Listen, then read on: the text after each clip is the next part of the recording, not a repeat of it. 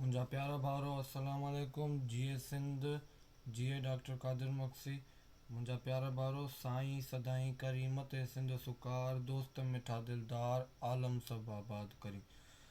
मुंहिंजा प्यारा भाउरो, जीअं त तव्हांखे ख़बर आहे, पाण इहो PSMP पार्टी पंहिंजी पाकिस्तान सिंध मदर पार्टी बि आहे। पाण हुन ते कचहरी बि कंदा आहियूं ऐं तमामु वक़्तु ऐं मुसलसल एक्टिविटीज़ जे करे तव्हां खां मुखातिबु कोन पिए थी सघियसि। पर हाणे तव्हां दोस्तनि भाउरनि जी रिक्वेस्ट करे हिकु दफ़ो ॿीहर तव्हां वटि मोट खाधी आहे। त अॼु जो टॉपिक इहो ई आहे त अॼु जो जेको रीज़न हली रहियो आहे धारियुनि जे डोमिसाइलनि जे हवाले सां, उन जे करे तव्हां वटि क़दम खणी आयो आहियां। तव्हांखे पंहिंजा 4 लफ़्ज़ ॿुधाईंदुसि त अर्ज़ु कंदुसि तव्हांजी ख़िदमत में त ही जेके PTI वारा जेके माण्हू आहिनि, हिननि खे चऊं था त गैर मुल्कियुनि जा डोमिसाइल फ़ौरन रद्द थियणु खपनि। मुल्क जो वज़ीर आज़म ऐं इस्लामाबाद जूं क़ाबिज़ क़ुवतूं, हुननि खे ख़बर आहे त मुल्क जे ख़ज़ाने में पैसा सिंध विझंदी आहे। दौलत जा मालिक सिंधिया शहरी आहिनि, एनर्जी रिसोर्सिस जा मालिक सिंधिया शहरी आहिनि। बुख, गुरबत, वबाऊं ऐं बेरोज़गारी असांखे इस्लामाबाद जे तोहफ़े तौर ते मिलियल आहे। सॼे मुल्क जे अंदरि कोरोना जो अज़ाब हो। इमरान सरकार एहसास कफ़ालत प्रोग्राम नाले हलाए वधीक कोरोना फैलायो आहे। इदारा जोड़े वफ़ाक़ फुरलुट करे रही आहे। मथां वरी सिंध सरकार ख़ामोश बणियल आहे। धारियुनि जा कंहिं बि सूरत में डोमिसाइल न मञा वञनि ऐं मञल डोमिसाइल फ़ौरन रद्द कया वञनि। सिंध ख़ुशहाल ॾिसणु चाहियूं था। पाण सभिनीनि जी इहा ई ख़्वाहिश आहे त धरती ख़ुशि रहे।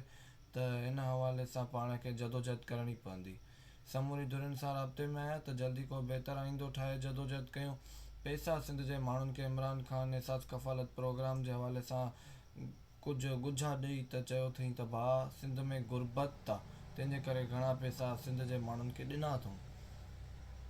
मुल्क जो वज़ीर आज़म ऐं इस्लामाबाद जूं क़ाबिज़ क़ुवतूं, हुननि खे ख़बर आहे त मुल्क जे ख़ज़ाने में पैसा सिंध विझंदी आहे।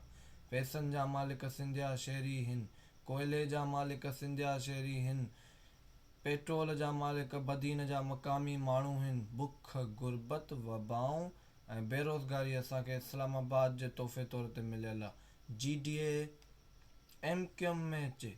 माणपो ऐं शराफ़त सिंधियो नमक बलाइणु चाहिनि, उन लाइ बि ॾाढो सुठो मौक़ो आहे त गैर मुल्कियुनि जा डोमिसाइल असां सां गॾु क़ौम परस्तनि सां गॾु सहकार लही रद्द कराइनि।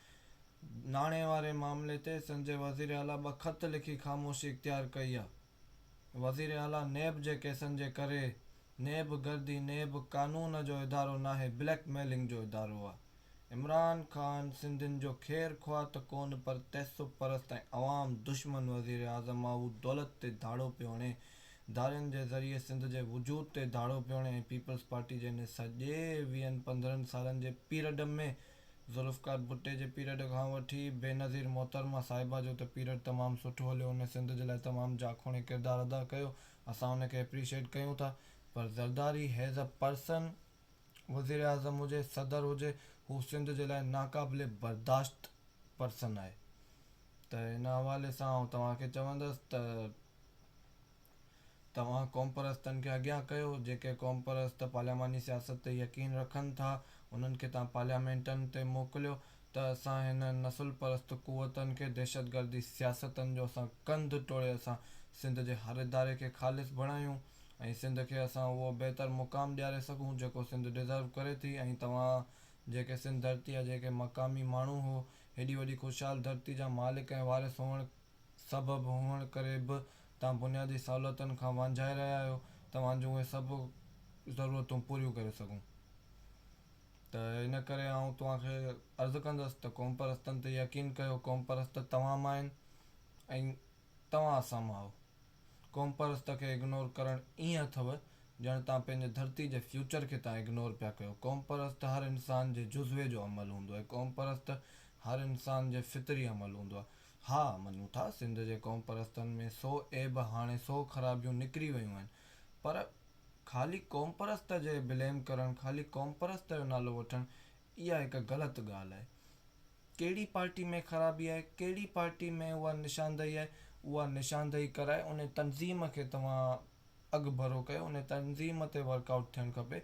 बाक़ी ओवरऑल सॼी कॉम्परस्त तहरीक जॾहिं बि निकिती आहे त वफ़ाक़ियो सिंध जे ॿेटनि ते कब्ज़ो नामंज़ूर, ॿिटो मक़ामी निज़ाम नामंज़ूर, 1 यूनिट असांखे नथो खपे, धरती ते धारियुनि जी आबादगारी नामंज़ूर, गैस पेट्रोल कोयलो असांजो यूरेनियम जेको हाणे धरती तां निकिरी पियो आहे, ऐं जेको पोर्ट कासिम जेको तव्हां सिंधियुनि खे पंहिंजो समुंड आहे उन्हनि जो हक़ सिंधियुनि ॾांहुं मुंतक़िल करण जे लाइ निकिरनि था, उन्हनि ते बग़ावतनि जा केस लॻनि था। उहे बग़ावतनि जा केस बि खाइण जे बाद माण्हुनि जी मोहबतनि जे करे साईं जीएम सैद खां वठी मौत ताईं असांखे इक़्तदार जी लालच न आहे, न को नौकिरियुनि जी लालच आहे।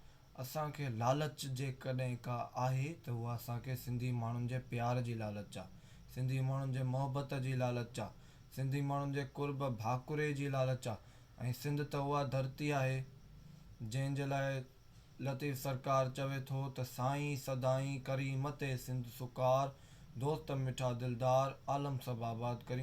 हाणे आउं तव्हां खां मोकिलाणी वठंदुसि त इनशाला पाण गुज़िरियल हफ़्ते पाण वीडियोस ठाहींदा रहंदा आहियूं, ऐं वरी पोइ तव्हां सां मिलंदासीं त वरी ॿिए के नए टॉपिक ते। तेसिताणी अल्लाह भाई, साईं सदाईं करी मते सिंध सुकार, जिए सिंध, जिए डॉक्टर कादिर मुक्सी।